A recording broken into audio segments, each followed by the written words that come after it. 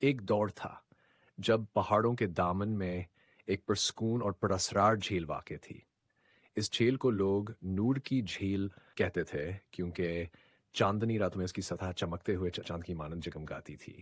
لیکن اس جھیل کا سب سے بڑا راز وہ عورت تھی جو جھیل کی تہہ میں رہتی تھی، جسے سے تھی سب جھیل کی شہزادی ویو کہتے تھے۔ کہتے ہیں وہ عورت انسان نہیں تھی، اس کی آنکھوں میں پانی کی گہرائیاں اور آواز میں ہوا کیسر سراہٹ تھی۔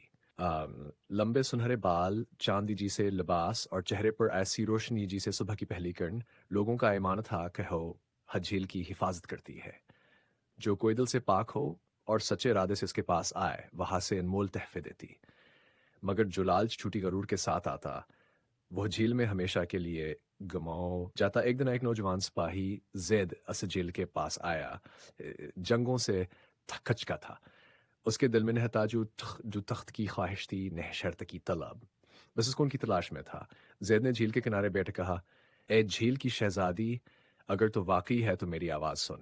میں تھک گیا ہوں، بس چاہتا ہوں کہ کوئی مجھے وہ راستہ دکھائے جہاں دل کو سکون ملے اور روح کو آرام۔